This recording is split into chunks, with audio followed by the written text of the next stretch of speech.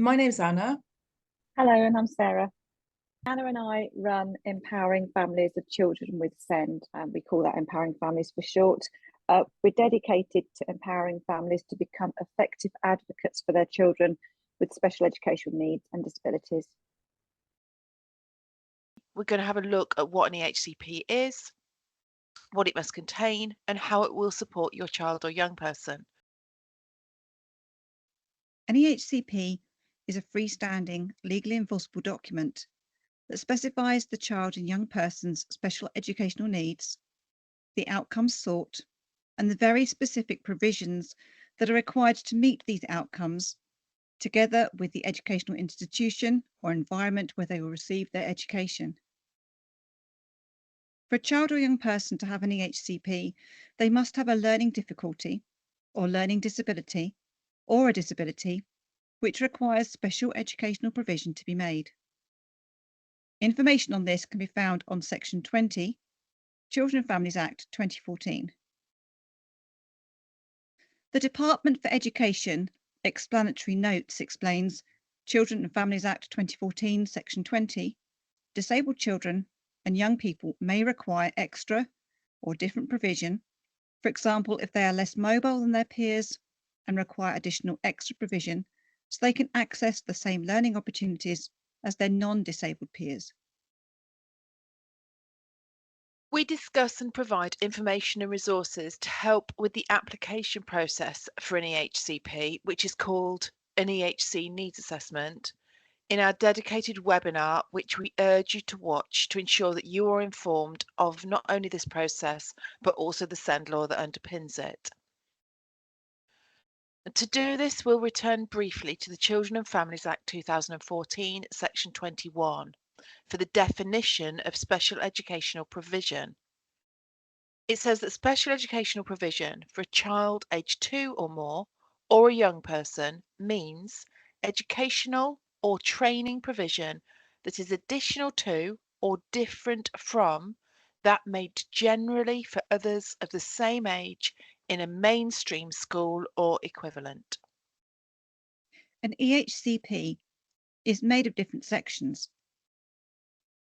Section A, the views, interests and aspirations of the parents, the child and young person. Section B, the child or young person's special educational needs. For needs, think difficulties. Section C, the child or young person's healthcare needs, which relate to their special educational needs. Section D, the child or young person's social care needs, which relate to their special educational needs or disability. Section E, the outcomes for the child or young person. Section F, the special educational provision required by the child or young person. Section G, healthcare provision, which is reasonably required by the learning difficulties or disabilities which result in the child or young person having special educational needs.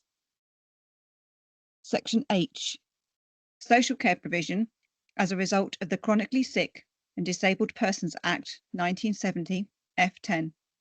This will also include any other social care provision which is reasonably required by the learning difficulties or disabilities which result in the child or young person having special educational needs. Section I is where the name of the nursery school, school or post-16 institution or other institution where the child or young person will receive their education goes.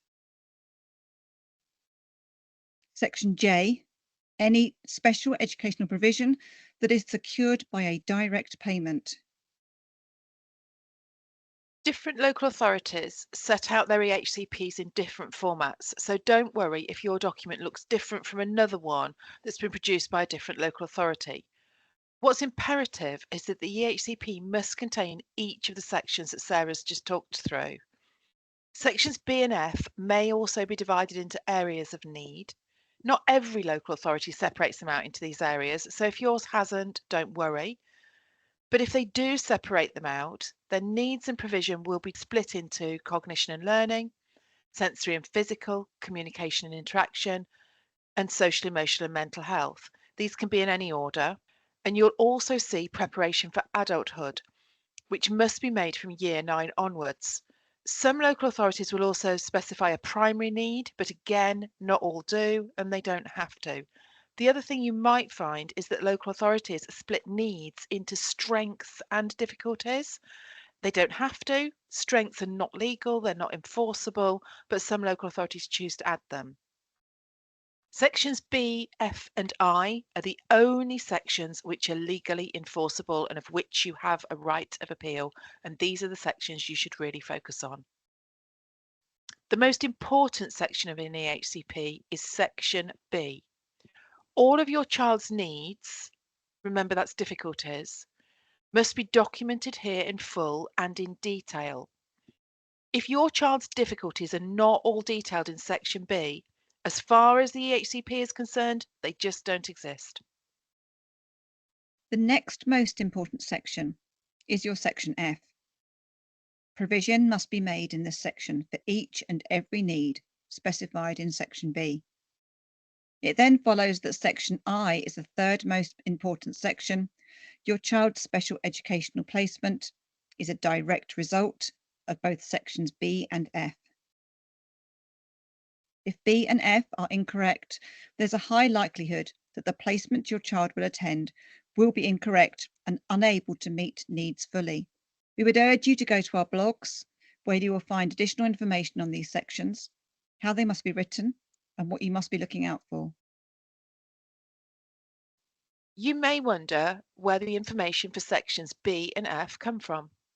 As we all know our children better than anyone else, it would make sense if this information came from us. But unfortunately, this is not the case. Our thoughts, wishes, views and aspirations for our children and young people must go into Section A, the unenforceable section. This section is for context and the historical backstory of your child and their educational difficulty and diagnostic journey so far. Sections B and F are exclusively generated from professional reports. So which professionals are likely to be involved? Well, occupational therapy, speech and language therapy, educational psychology all have involvement in Section B and F. OT and SALT may not be applicable to all children and young people. Others may have involvement from physiotherapy, psychotherapy, a paediatrician, or a specialist consultant, and they will all need to produce reports. The EHCP document is unique to your child and written for your child. With this in mind, you must ensure that all of your young person's professional evidence is in sections B and F. We discussed this on our How to Check a Draft webinar, and testimonials to our bespoke professional draft checking service are available on our Facebook business page and our Empowering Families of Children with SEND Ltd website. It's important to remember this and not compare your child's document with another. And be cautious of involvement in the checking of your sections B and F with the school. You may ask why this is so. Well, a poorly written and vaguely specified and quantified EHCP will mean that the provision in Section F will not be enforceable to your child or young person, and the funding will not be specifically made for them as an individual. With school budgets being as they are, a poorly worded EHCP is a gift to a school. The EHCP must be reviewed each year at the annual review. Our annual review webinar and our phase transition webinars will support you with further information on these yearly overviews of your child's needs, provision and placement. Over this next 12 months, we will be talking to professionals who are involved in the EHCP evidence gathering process for sections B and F, including speech and language therapists, occupational therapists, educational psychologists, clinical psychologists, and specialist teachers. These listen-ins will be available to you here on our YouTube channel. Should you have any queries about EHCPs and special educational needs and disabilities, head over to our Facebook group. We'll gladly support you. Or you can contact us directly to engage in our professional bespoke support services on admin@empoweringsendfamilies.co.uk.